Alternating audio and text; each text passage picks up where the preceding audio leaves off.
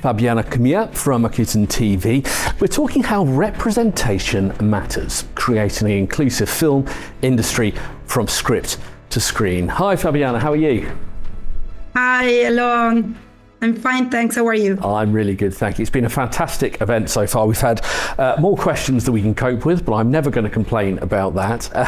So let's get to it. We've got lots to discuss, and I have to say this was one thing on the agenda I've really been looking forward to. Let's start with a definition, if we can. What do you mean, and what is your definition of inclusive representation within film? Yeah, so I will start with a very simple definition. When we talk about inclusive representation in cinema, we talk about a cinema who basically leaves no one behind, where everybody is represented and where this representation is done in a fair and accurate way. Because cinema, as well as television, is a mirror of the society, both the society in which we live in and the one we dream. And this is exactly why it is important that the representation of society is authentic and plural, both in front and behind the camera.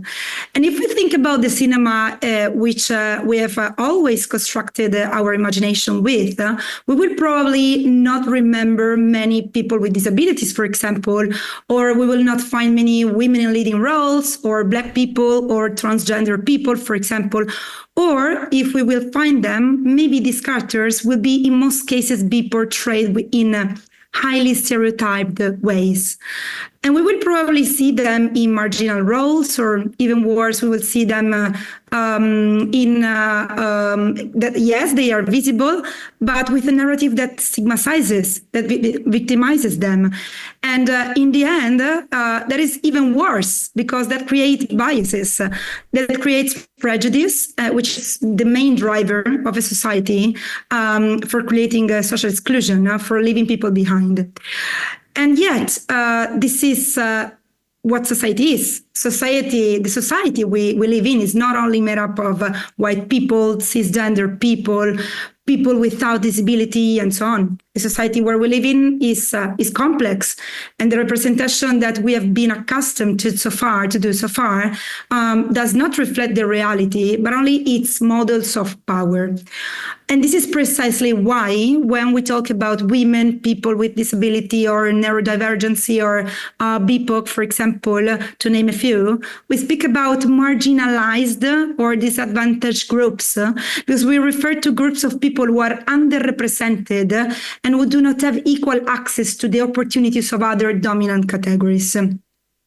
So that an inclusive representation in cinema basically is nothing more than an accurate representation of reality, where every person can see themselves represented on screen, regardless of any diversity related to gender, age, ethnicity, sexual orientation, religion, or whatsoever. And I would like to stress that inclusive representation passes through two main aspects. One is the non-discrimination, and the other one is the promotion of the value of inclusion.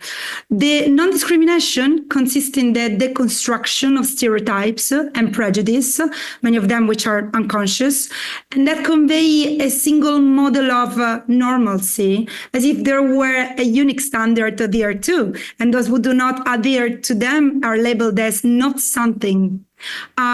If you think in an inclusive context, you are labeled for what you are not for what you are, but for what you are not. Because you are not white, because you are not normal if you have a neurodivergence, for example, because when you have a presence of a univocal and non-inclusive social standards, people are not defined by affirmation, by what they worth, but by negation, by what they are not, simply because they do not represent a dominant average. And in parallel, as I say, the work of deconstruction must be accompanied by a change of perspective, which promotes the value of diversity and inclusion in the world of media, business, and civil society.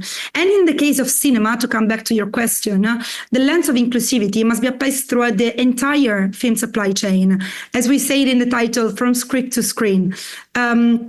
from the creation of content to its production and distribution until the cinema reaches the big screens and it goes into the people's homes via video-on-demand platforms such as Rakuten TV, for example, the platform I work for and that I represent today.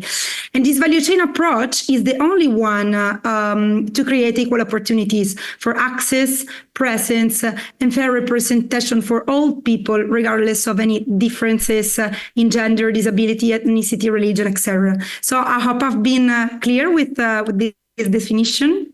Absolutely. And one bit of it I would like to continue with a little bit, what you said about it isn't just in front of the camera.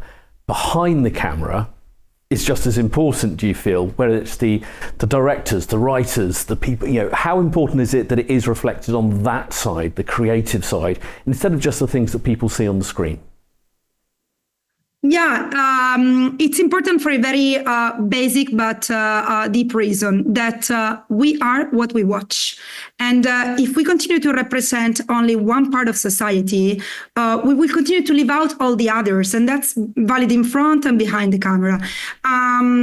So the complex and complete representation of society is good not only because all the people have the right to see themselves represented, but also because otherwise we will continue to legitimize, as I said before, one only model in which there is only one standard of representation. So when people do not feel themselves represented, they feel they do not belong. They feel they do not have a voice.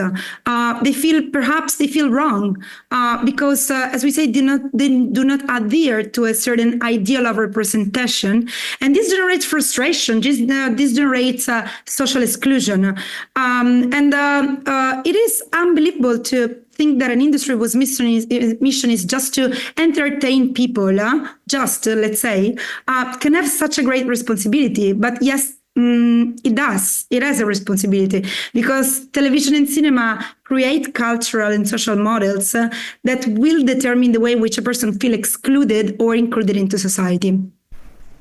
So when we talk about these topics, both behind and in front of the camera, we don't talk just about responsibility, but also as a tool for humanization. It is a way to give voice to all, to understand that the more representation we have, the more we can understand that the enemy is not the difference, and that together we are stronger because simply we are more. And in case of cinema, it is important to reminder that this also has very concrete benefits, not only in terms of responsibility and creating a better world, but also in terms of the performance of films and companies. Because beyond the social factor, being inclusive also means reaching a wider audience. So the more people feel represented, the more they will watch more of that content and that platform. And this is also supported by very interesting data, which say that, for example, at the box office, as stated by the last UCLA Hollywood Diversity Report, at the box office, films with a more diverse cast perform better, significantly better. And the latest 2023 data, for example, continue to suggest that increasingly diverse American audience, that is true for America, but also for Europe, of course, they prefer diverse content in streaming movie releases, but that is not reflected by budgets. In fact, just to give one data for all, 7 of the top 10 most watched film streamings feature casts in which more than the 30% of actors were BIPOC, which means Black, Indigenous, and people of color. So basically, for an entertainment company, being inclusive is also an opportunity to achieve better performances, both in terms of box office, but also in terms of talent, better retention, and better competitiveness. And of course, the above factors underline the strategic importance of diversity, equity, inclusion, and accessibility for cinema from a business point of view. But we must always remember that when we talk about inclusion, we are talking about human rights, we are talking about sustainable development goals, and we are talking about responsibility. Let's talk about strategies if we can then. How do we go about achieving this level of representation? Because you have to, I guess, follow a strategy to make sure there is a correct selection of actors to pick from, directors, writers, or so on. What are the best ways to go about it from your experience? Yeah, from my experience, the first point is making sure that we understand the concept that an inclusive representation of society on the screen cannot exist if our industry does not become inclusive from inside. Because there is a direct correlation between the participation and correct representation, which is the same point that speakers basically made today within the AI panel. And research show that including more perspective behind the camera creates a better representation in front of the camera, as I was saying. And a more inclusive industry, so therefore a more inclusive society, will be achieved working across all the entire value chain, from script to screen, which means that basically inclusivity is not a kind of a sticker that company put on their strategy. It's a shift of mindset that must take place at all the stages of the process. So that is truly embedded and strategically applied from the inside out to the film creation, production, and distribution. And let me give you some concrete example, because to this end, one very important starting point is that specialized professionals should be introduced across all the industry value chain. And they should have access to employment and training that should be definitely improved for underrepresented groups working or wishing to work in film, television, advertising, and communication, because the entire value chain, as I was saying, is important from conception to communication. And in order to do that, all the industry stakeholders should work together to build and upskill profiles from underrepresented group, to employ them in a safe space, to promote them fairly, and to give them access to all kinds of job functions and all levels of job functions, whether it is in schools, in universities, in companies producing and distributing shows. And to do this, it's important that industry stakeholders are inclusive in their own working culture, which we saw a lot this morning, which means that a wide adoption of DEIA, diversity, inclusion, equity, inclusion, and accessibility principles is done by companies of all sizes, including the smallest. So we know how to achieve that. We know that there are systemic barriers that prevent people from diverse background from accessing all kinds of positions, because the question which is always asked is, we look for these people, but we don't have these people. We don't find them. So how can we do? We need to pay attention to work on all the stages of the skill and upskill of people from underrepresented groups, with initiatives that goes from the mentorships, the fellowship, training, career development programs, for example, for people from a underrepresented group. The recruitment should be done with inclusive tools or within inclusive fields and contests. For example, in Italy, we just launched Diversifind, which is the first database of underrepresented talent, for example. Another thing is having projects directed and created by women on a represented group should be financed with a special mechanism, for example, because we know that the access to resources is often one of the first barriers to access equal opportunities. And all of this should be done in partnership with associations working with underrepresented groups to train them in the above and below the line phases of production and distribution. And all of these together will generate a change that will lead to an inclusive representation on the screen, both because people are included by default, which means that basically they are in because they are part of it, and because there will be an increased awareness, and even people who do not belong to the underrepresented groups will become allies. So they will develop an awareness and a participation. Do you hope this is something that will potentially get easier over time? Because it's hardly a month goes by there isn't a story in the media questioning a casting choice, or you know the kind of stories I'm talking about. It blows up on X or Twitter or whatever you want to call it. Do you hope this is something that will get easier over time as the world just takes it as normal? Well, yeah, I see that companies are doing many efforts. Many companies are doing efforts either to improve the inclusivity of their content or even to adjust some of the mistakes of the past.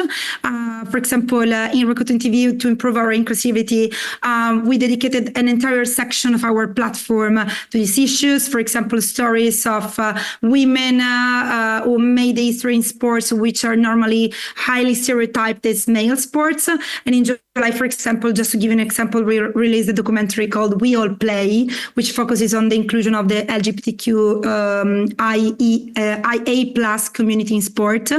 And when we think of concrete steps ahead, for example, another example occurring to my mind is all the debate of the Disney Little Mermaid, for example. It has been an endless debate whether her skin should be black or white, and whether it was a case of inclusion or historical revisionism. And probably there was no need to go that far. But the reality is what's happening now is that there is now a whole generation of children who think that a superheroine can be also black and also woman, for example. But the paradox of all of this is that we should still make efforts. We still see inclusive representation as a news making the headlines. But in reality, if the inclusive point of view were truly integrated into the paradigm of those who produce and distribute entertainment and culture, there would be no need to make such an effort, because it would be enough to allow members of all the society to participate in the process of cinema on equal footing, and the cinema will be inclusive by default. How far do you feel we are on this journey, though? You picked out a wonderful example of the Little Mermaid and the discussions we had around there. How far do you feel we're on this particular journey? Progress is clearly being made, but how far do you feel there is to go? Yeah, so interesting question. When we think where are we at, I usually look at data, because a data-driven culture is always the best way to understand where we are and where we wish to go. So if we look at data, we can say that unfortunately we are still too far behind where we should be. Just to give you some example, I mentioned before the UCLA Hollywood Diversity Report, and in the last year, women, BIPOC, and movie characters with disability remain totally underrepresented if compared to their real-world numbers. And if we look at budgets allocated, for example, which are another very important data to understand the importance that the value chain gives to a topic, budgets of $100 million or more has been given to 17 movies held by white men, to 10 and by BIPOC directors, and just one to a white woman, who, by the way, has been Greta Gerwig, whose movie made the most of money of them all, because it has been Barbie. So I would say that this is what data show. But on the other side, I have to recognize that many steps have been taken in the recent years. And the situation for sure has improved also thanks to the awareness movements like the Me Too, the Black Lives Matter, and the work of specific associations advocating equality and inclusion. For example, I am part of them as an activist as well.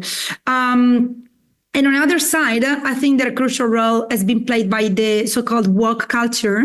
It has been instrumental in enabling many advantages in terms of increased sensitivity to the issues, and most importantly, in terms of people's awareness of their own rights. So with the woke culture being embraced by many brands, it also became more mainstream and popular. So to talk about these topics, so for example, more people now are more sensitive about a fair language, or the importance of having diverse management and role models, for example, either because they believe in it or because maybe they're scared for them. We really don't matter. The important is that we reach the goal. And with all of this, we have experienced, I think, a transition from an historical phase in which D&I issues were intended to be like a taboo, to a moment in which they are perceived as a must to keep the company's reputation flourishing.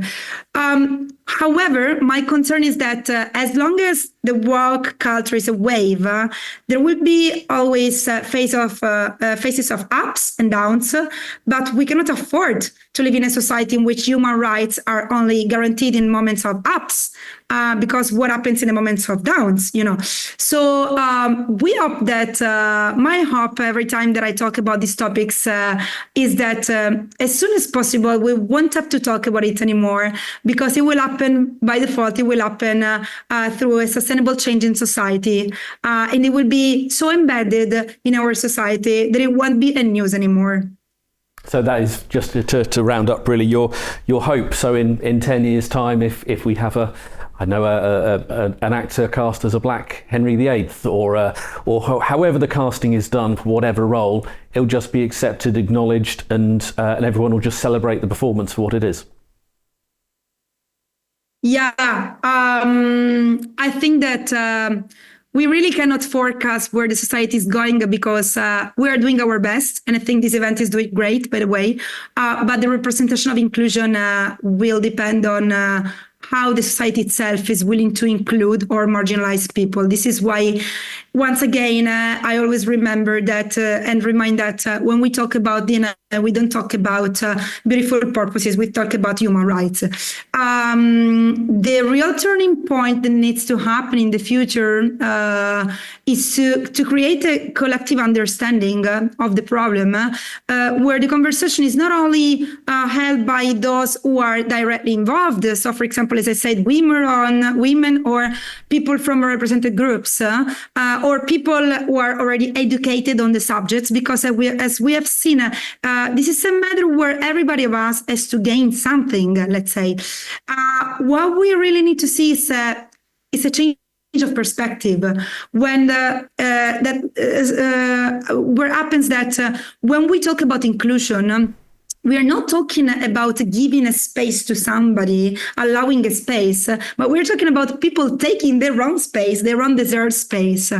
And what is most important for me is that today we have seen the leaders of many companies talking about it, and I was thinking about how we need a generation of enlightened leaders, but also we need a generation of new people expert in D&I, more and more people expert in D&I who can teach both leaders and team members why this is beneficial to everybody. And so it's very important for me that at the top of the business and society, there is this understanding that diversity is an added value, is not an enemy, but an added value, that DEIA strategies are implemented at all levels, so they permeate everyday life. It's not just on the screen or on the company. It's in the streets we walk, in the books we read, in the schools we attend and our children attend, for example, and in the way we interact with people with respect.